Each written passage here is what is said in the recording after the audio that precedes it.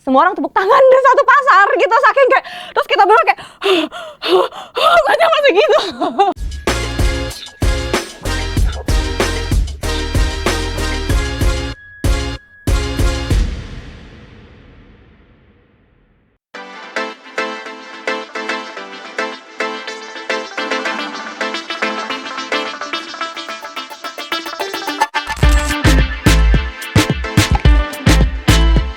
Nah, Wati itu dia anak pertama dari 2 bersaudara, tapi dia punya ibu tiri dan adik tiri gitu kan. Tapi sebenarnya kalau dilihat dari background story-nya Wati itu kenapa dia menjadi sosok yang sangat tegas, dan kalau kalian mungkin sempat nonton trailernya, galak banget gitu loh. Tapi sebenarnya dia itu punya punya hal yang kayak dia tuh masih punya mimpi yang belum tercapai gitu sebenarnya. Jadi dia dengan background story, dia itu hamil di luar nikah dan harus menikah di saat dia sedang kuliah. Jadi dia harus memutuskan kuliahnya dia dan kemudian berumah tangga. Dan pada akhirnya dia menikah dengan seorang laki-laki yang sampai pengangguran lah istilahnya, dan dia harus menghidupi keluarganya dia di pasar dengan punya warung kelontong gitu. Jadi kenapa dia menjadi sosok yang sangat tegas itu karena banyak hal yang dia relakan untuk kehidupan yang lebih layak untuk keluarganya dan juga untuk adiknya sebenarnya, untuk Retno. Jadi udah deh, Retno aja deh yang kuliah deh gitu. Makanya kesannya dia tuh kayak, gue harus dapetin nih warisan ya untuk kehidupan dia yang lebih baik, dan dia juga punya banyak hutang piutang dia yang lumayan cukup banyak gitu yang mendesak dia supaya ya dia harus menyelesaikan hutang-hutang itu dengan warisan bapak gitu. Sebenarnya kalau riset sih lebih ke ngobrol-ngobrol ya. Nah, karena aku anak tunggal, jadi aku dari dulu emang selalu pengen punya adik. Jadi lebih ke situ tuh. Dan aku ngelihat Indah kan orangnya sangat terbuka gitu. Jadi berasal dari situ untuk menyatukan chemistry yang kuat di antara kita sebagai kakak dan adik gitu sih.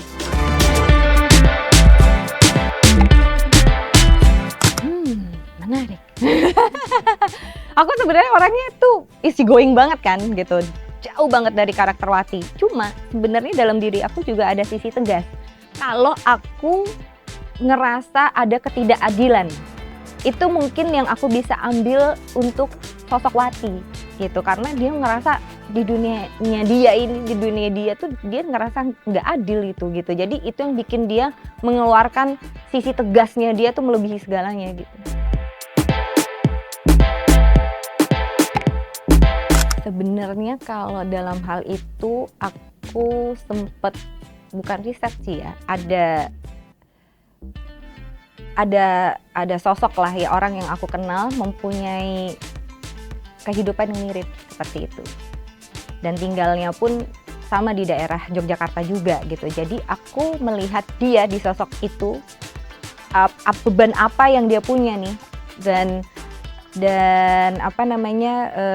gimana cara dia struggling untuk hidupnya dia gitu. Dan itu juga memperkuat karakterku untuk Wati gitu. Jadi aku masukin itu ke Wati gitu. Dan makanya yang menarik dalam film Sakaratul Maut ini, sebenarnya tuh nggak ada yang jahat dan yang baik.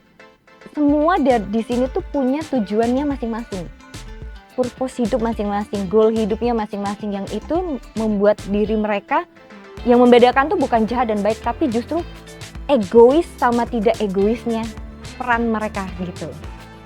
Baik itu Wati, itu Retno, atau itu Bugiem, atau itu Tarjo gitu sih.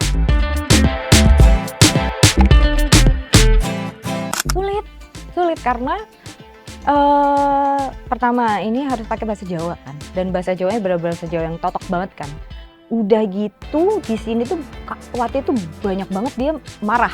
Kalau marah berarti otomatis tempo bicaranya dia tuh cepat, dan kadang ada satu kalimat yang dia tuh kayak nge-rap, marahnya tuh gitu, dan pakai bahasa Jawa gitu. Jadi kayak sulit. gitu sih. Tapi menyenangkan juga kan, maksudnya kayak challenging aja gitu loh, sesuatu yang baru gitu, bukan baru sih sebenarnya, tapi menarik gitu. Dan kebetulan juga mama kan dari Jogja, itu cukup memudahkan aku juga untuk berbahasa Jawa sih sebenarnya. Kalau mau ngomongin soal olah emosi, bagaimana Wati bisa semarah itu, dari ketidakadilan yang aku bisa rasakan itu untuk Wati. Di hidupnya dia ngerasa dia udah mengorbankan banyak hal nih, tapi dia ngerasa suaminya dia tidak bisa menafkahi dia secara batin juga, dan dia ngerasa bahwa orang tuanya dia pun juga sebenarnya kayak nggak peduli juga sama dia gitu, dan dia cuma punya Retno sebenarnya dalam hidupnya dia gitu. Jadi ada banyak ketidakadilan yang dia rasakan dan dia luapkan itu dalam sebuah kemarahan gitu loh sebenarnya. Dan bagaimana aku mengolahnya ya ketika udah masuk set ya aku mencoba untuk merasakan ketidakadilan itu. Kayak sebenarnya kemarahan itu adalah suara ketidakadilan dalam dirinya dia, dan dia tuh perlu dikeluarin gitu loh. Kan ada orang yang ngerasa nggak adil tapi dipendam. Nah kalau Wati nggak bisa, emang dia orangnya sebelak-belakan itu sih. Kayak dia nggak suka, ya nggak suka.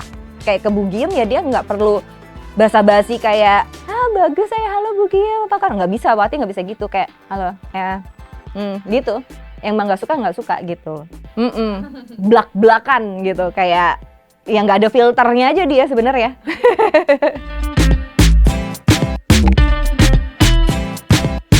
Nah itu yang paling menantang, berantem sama Tarjo itu. Dan itu ada adegan aku mukul dia lagi. Itu beneran kayak sama Tarjo juga dia wah itu kelar itu. Aku inget banget itu scene di pasar dan semua orang rurut kan scene-nya pada semua ngeliatin kita berantem. Seingat aku waktu itu one take oke, dan ketika scene itu terjadi plak, semua orang tepuk tangan di satu pasar gitu, saking kayak, terus kita berdua kayak saja masih gitu. Aku langsung ke belakang ke adep ke belakang, si Tarjonya udah pergi gitu, aku masih kayak aku udah ditenangin sama si Retno kan, kayak udah mbak aku masih kayak aduh masih kayak gitu, masih napasnya masih kayak tinggi banget gitu rasanya. Seru sih.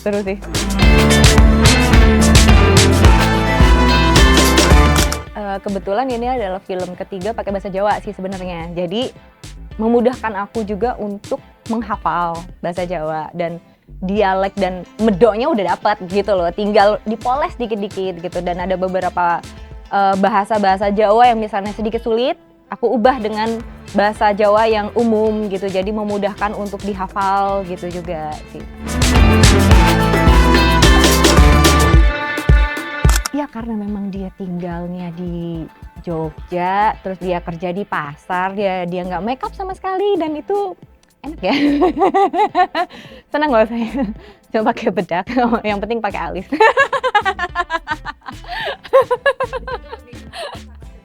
Sangat sederhana.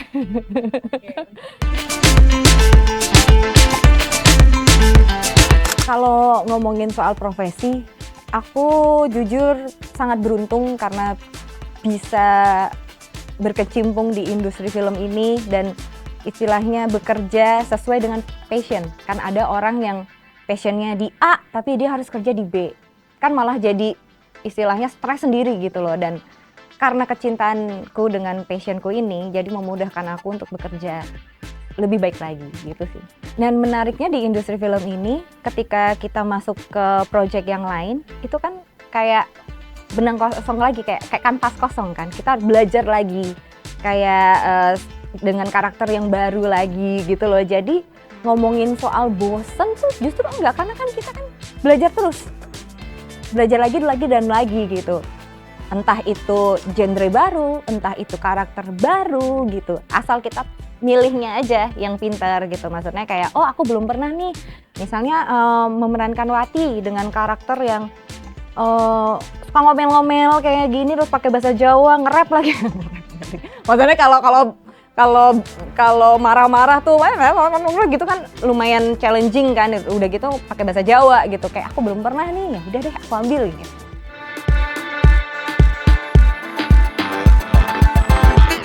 Tantangannya mungkin teman-teman sesama aktor pun merasakannya adalah waktu minim untuk reading.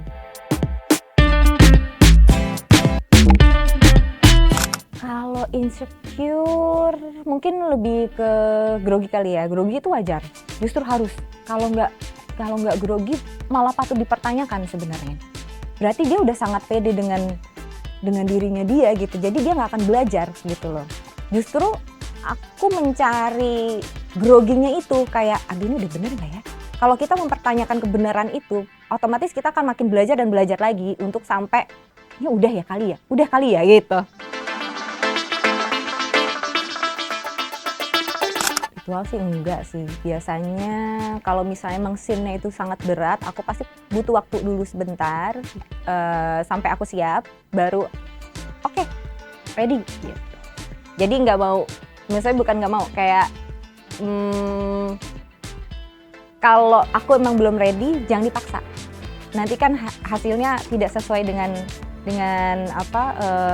keinginan baik maupun aku atau sutradaranya kan gitu. Jadi ketika ada scene yang berat, aku minta waktu sebentar, paling 5 menit ya gitu. Oke, ntar kalau ready bilang ya, oke gitu. Ready, oke. Gitu.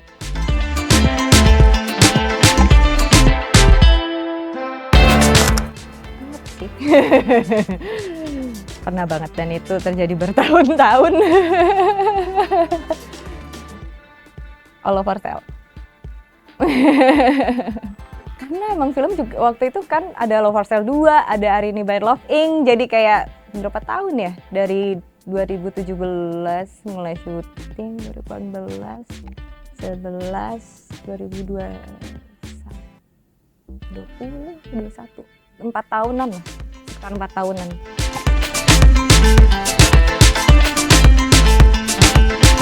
Sosok Arini ya. Sebenarnya nggak kebawa sih kayak, tapi aku bisa memunculkan dia kapan aja gitu.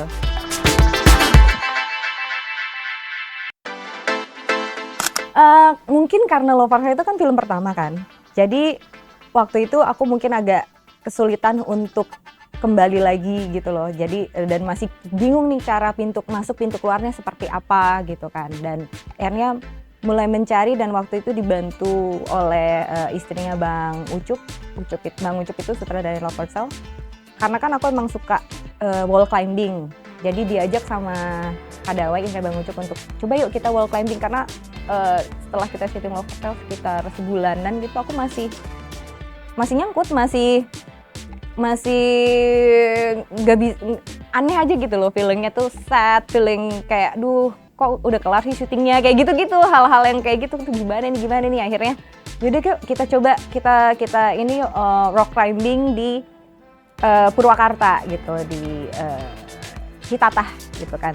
Kita wall climbing ke situ, dan setelah wall climbing ya, oh ternyata aku cuma perlu mengingatkan diriku lagi siapa Della sebenarnya gitu. Jadi ya itu cara.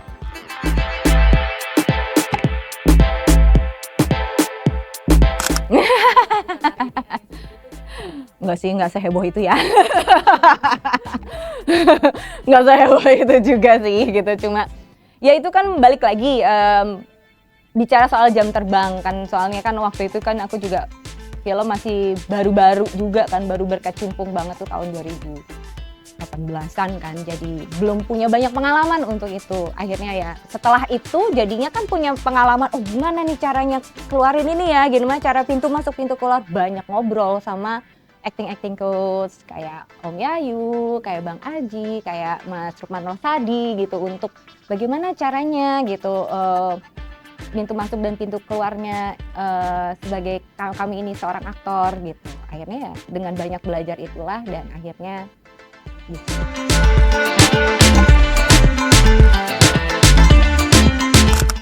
Dulu malah kan dulu aku pengen jadi PR aja biasa gitu, PR di hotel gitu. Aku bahkan pengen pindah ke Bali gitu untuk jadi PR, senyantai itu. Terus tiba-tiba waktu itu ikut teater terus ikut casting, terus jadi nyangkut sampai sekarang. Jadi kayak loh kok jadi gini, ya udahlah jalanin aja.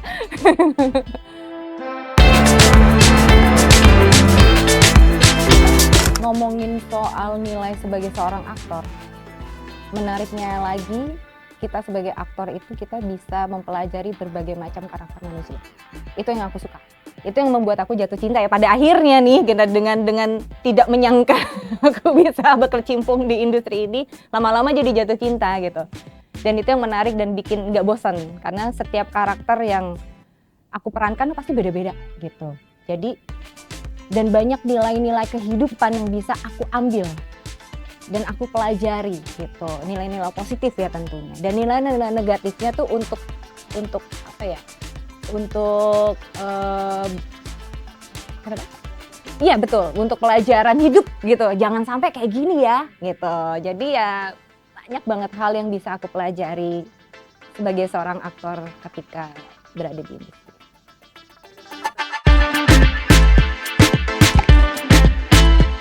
Ya harapannya ya tentu saja semoga semakin maju, jaya.